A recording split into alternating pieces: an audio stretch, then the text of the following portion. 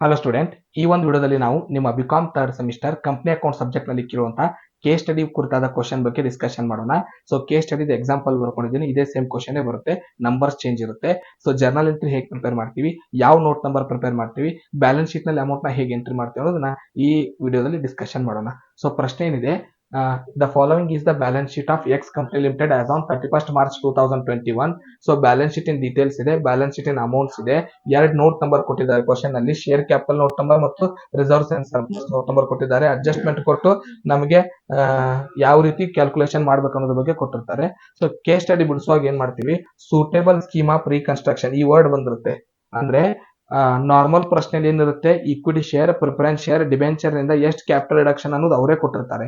ಇಲ್ಲಿ ಏನ್ ಮಾಡಿರ್ತಾರೆ, ಯಾವುದೇ ರೀತಿಯ equity share, preference share, debenture reduction amount ಕೊಟ್ಟಿರೋದಿಲ್ಲ. ನಾವೇ ಸೆಲೆಕ್ಟ್ ಮಾಡೋದಿರುತ್ತೆ, ಯಾವ ಶೇರ್ ನಿಂದ ಎಷ್ಟು ಕ್ಯಾಪಿಟಲ್ ನಾವು ರಿಡ್ಯೂಸ್ ಮಾಡ್ತಾ ಇದೀವಿ ನಾವೇ ಫೈಂಡ್ ಮಾಡೋದಿರುತ್ತೆ. ಸೊ ಅದಕ್ಕೆ ಏನ್ ಮಾಡ್ತೀವಿ, ಎರಡೆರಡು ಜರ್ನಲ್ ಎಂಟ್ರಿ ಪ್ರಿಪೇರ್ ಮಾಡ್ತೀವಿ. ಕೇಸ್ ಸ್ಟಡಿ ಪ್ರಶ್ನೆಗೆ ಎರಡೇ ಜರ್ನಲ್ ಎಂಟ್ರಿ ಬಿಡಿಸ್ತೀವಿ. ಸೊ ಫಸ್ಟ್ ಜರ್ನಲ್ ಎಂಟ್ರಿಗೆ ಗ್ಯಾಪ್ ಇಡ್ತೀವಿ ಜಾಗನ, ಸೆಕೆಂಡ್ ಫಸ್ಟ್ ಬಿಡಿಸ್ತೀವಿ. ಅದಕ್ಕೆ ಏನ್ ಮಾಡ್ತೀವಿ, ಡೆಬಿಟ್ ಕ್ಯಾಪಿಟಲ್ ರಿಡಕ್ಷನ್ ಅಂತ ಎಂಟ್ರಿ ಬರಿತೀವಿ. Capital reduction account debit. Case ಸ್ಟಡಿಗೆ ಈ ರೀತಿ ಬಿಡಿಸೋದಿರುತ್ತೆ. ಕ್ಯಾಪಿಟಲ್ಗೆ ಡೆಬಿಟ್ ಕ್ಯಾಪಿಟಲ್ ರಿಡಕ್ಷನ್ ಅಂತ ಬರೆದು ಇದ್ರ ಅಮೌಂಟ್ ನೇ ನಾವು ಕಂಡುಹಿಡಿಬೇಕು. ಈಗ ಕ್ಯಾಪಿಟಲ್ ರಿಡಕ್ಷನ್ ಎಷ್ಟು ಅನ್ನೋದು ಕ್ವಶನ್ ಅಲ್ಲಿ ಕೊಟ್ಟಿರೋದಿಲ್ಲ. ನಾರ್ಮಲ್ ಪ್ರಾಬ್ಲಮ್ ಆದ್ರೆ ಕೊಟ್ಟಿರ್ತಾರೆ, ಎಷ್ಟು ಈಕ್ವಿಟಿ ಶೇರ್ ರಿಡ್ಯೂಸ್ ಆಗಿದೆ, ಎಷ್ಟು ಪ್ರಿಫರೆನ್ಸ್ ಶೇರ್ ರಿಡ್ಯೂಸ್ ಆಗಿದೆ ಅಂತ ಹೇಳಿ. ಸೊ ಯಾವಾಗ ಕೇಸ್ ಸ್ಟಡಿ ಕೇಳ್ತಾರೆ, ಅದು ಸೂಟೇಬಲ್ ಮೆಥಡ್ ಮೇಲೆ ಕೇಳ್ತಾರೆ, ಅವಾಗ ನಾವೇ ಕಂಡುಹಿಡಿಯೋದಿರುತ್ತೆ. ಈ ರೀತಿ ಪ್ರಶ್ನೆ ಇಟ್ಕೊಂಡು ಈಗ ಏನ್ ಮಾಡ್ತೀವಿ, ಅಡ್ಜಸ್ಟ್ಮೆಂಟ್ ನ ಓದ್ತೀವಿ. ಅಡ್ಜಸ್ಟ್ಮೆಂಟ್ ನಲ್ಲಿ ಯಾವ್ಯಾವ ವರ್ಡ್ ಬಂದಿದೆ ಅವುಗಳ ಮೂಲಕ ನಾವು ಕ್ಯಾಪಿಟಲ್ ರಿಡಕ್ಷನ್ ಕಂಡುಹಿಡಿತೀವಿ. ಮೊದಲೇದ್ ನೋಡೋಣ, adjustment A, write off loss balance ಅಂದಿದ್ದಾರೆ. So profit and loss account ಎಲ್ಲಿರುತ್ತೆ, note number 2 reserves and surplus ನಲ್ಲಿ ಕೊಟ್ಟಿರ್ತಾರೆ. ಎಷ್ಟು ಅಮೌಂಟ್ ಇದೆ ಲಾಸ್ ಬ್ಯಾಲೆನ್ಸ್, 2 ಲಕ್ಷ. ಎಂಟ್ರಿಲಿ ಬಂದು ಜರ್ನಲ್ ಎಂಟ್ರಿಲಿ ಬಂದು ಪ್ರಾಫಿಟ್ ಅಂಡ್ ಲಾಸ್ ಅಕೌಂಟ್ ಅಂತ ಬರೆದು 2 ಲಕ್ಷ ಬರಿತೀವಿ. ಸೊ ಅವ್ರು ಮೈನಸ್ ಕೊಟ್ಟಿರ್ತಾರೆ, ನಾವು ಮೈನಸ್ ಬರೆಯಲ್ಲ, ಯಾವ ಅಮೌಂಟ್ ಮೈನಸ್ ನಲ್ಲಿ ತೋರಿಸಲ್ಲ ಎಂಟ್ರಿಲಿ, ಜರ್ನಲ್ ಎಂಟ್ರಿಲಿ. ಸೆಕೆಂಡ್ ನೋಡೋಣ ಏನಿದೆ, ಮತ್ತೆ ಅದೇ ಅಡ್ಜಸ್ಟ್ಮೆಂಟ್ ನಲ್ಲಿ ಕಂಟಿನ್ಯೂ ಅಂಡ್ ಗುಡ್ ವಿಲ್ ಅಂತ ಇದೆ. ಸೊ ಗುಡ್ ವಿಲ್ ಅಮೌಂಟ್ ಎಷ್ಟಿದೆ ನೋಡೋಣ. ಕ್ವಶನ್ ಅಲ್ಲಿ ಗುಡ್ ವಿಲ್ ಅಮೌಂಟ್ ನ ತಗೋಣ. ಸೊ ಬ್ಯಾಲೆನ್ಸ್ ಶೀಟ್ ನಲ್ಲಿ ನೋಡಬೇಕು, ಇಂಟ್ಯಾಂಜಿಬಲ್ ಅಸೆಟ್, ಗುಡ್ ವಿಲ್ ಶಬ್ದ ಇಲ್ಲಿದೆ. ಸೊ ಅದರ ಅಮೌಂಟ್ ಎಷ್ಟಿದೆ ಅಂದ್ರೆ ಅದು ಕೂಡ 2 ಲಕ್ಷ ಇದೆ. ಗುಡ್ ವಿಲ್ ಅಂತ ಬರಿಬೇಕು, ಅದರ ಅಮೌಂಟ್ 2 ಲ್ಯಾಕ್ ಇದೆ.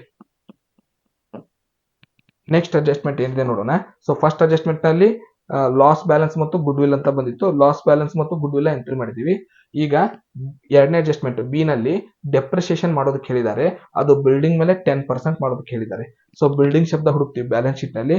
ಸೊ ಬಿಲ್ಡಿಂಗ್ ಅಮೌಂಟ್ 10 ಲಕ್ಷ ಇದೆ, ಪರ್ಸೆಂಟೇಜ್ ಹೇಳಿರೋದು 10%. ಸೊ 10 ಲ್ಯಾಕ್ ಮೇಲೆ 10% ಮಾಡಿದ್ರೆ 1 ಲ್ಯಾಕ್ ರುಪೀಸ್ ಬರುತ್ತೆ. ಸೊ 1 ಲ್ಯಾಕ್ ರುಪೀಸ್ ನ ಟು ಬಿಲ್ಡಿಂಗ್ ಅಂತ ಬರಿತೀವಿ. ಸೊ ಏನ್ ಅಡ್ಜಸ್ಟ್ಮೆಂಟ್ ನಲ್ಲಿ ಬಂದಿದ್ದು ಅವೆಲ್ಲ ಶಬ್ದ ಮುಗಿದು ಇರೋದೇ 2 ಅಡ್ಜಸ್ಟ್ಮೆಂಟ್. ಫಸ್ಟ್ ಅಡ್ಜಸ್ಟ್ಮೆಂಟ್ ನಲ್ಲಿ ಲಾಸ್ ಬ್ಯಾಲೆನ್ಸ್ ಮತ್ತು ಗುಡ್ ವಿಲ್ ಹೇಳಿದ್ದಾರೆ, ಸೆಕೆಂಡ್ ಅಡ್ಜಸ್ಟ್ಮೆಂಟ್ ನಲ್ಲಿ ಡೆಪ್ರಿಸಿಯೇಷನ್ ಆನ್ ಬಿಲ್ಡಿಂಗ್ ಹೇಳಿದ್ದಾರೆ. ಸೊ ಈ 3 ಐಟಮ್ ನ ಹಚ್ಚಿದ್ರೆ ಅದನ್ನೇ ನಾವು ಡೆಬಿಟ್ ಟೋಟಲ್ ಮಾಡಿದಾಗ ಕ್ಯಾಪಿಟಲ್ ರಿಡಕ್ಷನ್ ಕಂಡಿಡ್ದಂಗೆ. So 5 lac.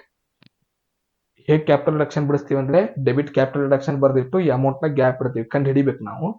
2 ಬರೆಯೋದಕ್ಕೆ ಏನು ಯೂಸ್ ಮಾಡ್ತೀವಿ ಅಂದ್ರೆ, ಕ್ರೆಡಿಟ್ ಬರೆಯೋದಕ್ಕೆ ಏನು ಯೂಸ್ ಮಾಡ್ತೀವಿ, ಅಡ್ಜಸ್ಟ್ಮೆಂಟ್ಸ್ ನ ಓದ್ತಾ ಹೋಗ್ತೀವಿ. ಏನೇ ಐಟಮ್ ಕೊಡ್ಲಿ ಅದು, good will, patents, preliminary expenses, loss balance, depreciation on building, depreciation on machine, stock, furniture, ಯಾವುದೇ ಅಮೌಂಟ್ ಕೊಡ್ಲಿ ಅಡ್ಜಸ್ಟ್ಮೆಂಟ್ ನಲ್ಲಿ ಅವನ್ನೆಲ್ಲವನ್ನ 2 ಬರಿತಾ ಹೋಗ್ತೀವಿ. ಎಷ್ಟೇ ಅಡ್ಜಸ್ಟ್ಮೆಂಟ್ ಅಲ್ಲಿ ಯಾವುದೇ ಐಟಮ್ ಬರಲಿ 2 ಬರೆದು ಎಲ್ಲ ಅಮೌಂಟ್ ಕ್ರೆಡಿಟ್ ನಲ್ಲಿ ಹಚ್ಚಿ ಟೋಟಲ್ ಮಾಡಿ ಡೆಬಿಟ್ ಹಚ್ತೀವಿ. ಇದರಲ್ಲಿ 3 ಐಟಮ್ ಇತ್ತು, ಲಾಸ್ ಬ್ಯಾಲೆನ್ಸ್, ಗುಡ್ ವಿಲ್ ಮತ್ತೆ ಡೆಪ್ರಿಸಿಯೇಷನ್ ಆನ್ ಬಿಲ್ಡಿಂಗ್. ಸೊ ಆ 3 ಅಮೌಂಟ್ ಕಂಡು ಹಿಡಿದು ಹಚ್ಚಿಂದ 5 ಲಕ್ಷ ಕ್ಯಾಪಿಟಲ್ ರಿಡಕ್ಷನ್ ಆಗಿದೆ. ಈಗ ಫಸ್ಟ್ ಎಂಟ್ರಿ ಬರ್ತೀವಿ. ಸೊ ಇಲ್ಲಿ ಏನ್ ಮಾಡ್ತೀವಿ, equity share account debit to capital reduction ಅಂತ ಬರಿತೀವಿ. ಕ್ಯಾಪಿಟಲ್ ರಿಡಕ್ಷನ್ ಅಂತ ಬರಿತೀವಿ. ಸೊ ಎಷ್ಟು ಆನ್ಸರ್ ಬಂದಿದೆ ನಮ್ ಕ್ಯಾಪಿಟಲ್ ರಿಡಕ್ಷನ್, 5 ಲ್ಯಾಕ್. ಅದನ್ನ ಡೆಬಿಟ್ ಕ್ರೆಡಿಟ್ ಬರೆದ್ರೆ ಇದೇ ಜರ್ನಲ್ ಎಂಟ್ರಿ. ಸೊ ಕೇಸ್ ಸ್ಟಡಿಗೆ ಇಷ್ಟೇ ಜರ್ನಲ್ ಎಂಟ್ರಿ ಹಾಕೋದಿರುತ್ತೆ. narration being equity share used for capital reduction, narration being capital reduction adjusted to profit and loss account and assets ಅಂತ ಬರಿತೀವಿ. ಇನ್ನು ನೋಟ್ ನಂಬರ್, ಕೇವಲ ಮೊದಲು ನೋಟ್ ನಂಬರ್ ಅಷ್ಟೇ ಬಿಡಿಸಿದ್ರೆ ಸಾಕು ನೀವು. ಸೊ ಒಂದೊಂದು ಕಾಲೇಜ್ ನಲ್ಲಿ ಎಲ್ಲಾ ನೋಟ್ ನಂಬರ್ ಹಾಕೋದು ಹೇಳ್ತಾರೆ, ಕೇಸ್ ಸ್ಟಡಿಗೆ ಅದರ ಅವಶ್ಯಕತೆ ಇಲ್ಲ. ಕೇವಲ ಒಂದು ನೋಟ್ ನಂಬರ್ ನೀವು ಪ್ರಿಪೇರ್ ಮಾಡಬೇಕು, share capital note number. So question ಅಲ್ಲಿ ಶೇರ್ ಕ್ಯಾಪಿಟಲ್ ನೋಟ್ ನಂಬರ್ ಅವ್ರು ಕೊಟ್ಟಿರ್ತಾರಲ್ಲ ಅದನ್ನ ಫಸ್ಟ್ ಓದೋಣ. ಏನಿದೆ, 10,000 equity shares of 100 each 10 lac rupees ಇದೆ. ನಾವು ಜರ್ನಲ್ ಎಂಟ್ರಿಯಲ್ಲಿ ಈಗ ತಾನೇ ಎಷ್ಟು ಅಮೌಂಟ್ ಕ್ಯಾಪಿಟಲ್ ರಿಡಕ್ಷನ್ ಮಾಡಿದ್ವಿ, ನಾವಾಗಿ ಕಂಡು ಹಿಡಿದು 5 ಲ್ಯಾಕ್ ರುಪೀಸ್ ನ ರಿಡ್ಯೂಸ್ ಮಾಡಿದ್ವಿ. ಸೊ 10 ಲ್ಯಾಕ್ ರುಪೀಸ್ ಇರೋ ಈಕ್ವಿಟಿ ಶೇರ್ ಅಮೌಂಟ್ ಹೋಗಿ ಏನ್ ಕನ್ವರ್ಟ್ ಆಗುತ್ತೆ, ಈಗ -5 ಲ್ಯಾಕ್ ಆಗಿ 5 ಲ್ಯಾಕ್ ಅಮೌಂಟ್ ಉಳಿತು. ಸೊ ಈ 5 ಲ್ಯಾಕ್ ಅಮೌಂಟ್ ನ ನೀವು ಹೇಗೆ ತೋರಿಸ್ಬೇಕು ನೋಟ್ ನಂಬರ್ ನಲ್ಲಿ ಅಂದ್ರೆ ಇಕ್ವಿಟಿ ಶೇರ್ ಆಫ್ ಎಷ್ಟು ಈಚ್ ಇದೆ ಇಲ್ಲಿ ರೇಟ್ ಹಳೆ ಕ್ವಶನ್ ಅಲ್ಲಿ ಇಕ್ವಿಟಿ ಶೇರ್ 100 ಈಚ್ ಇದೆ.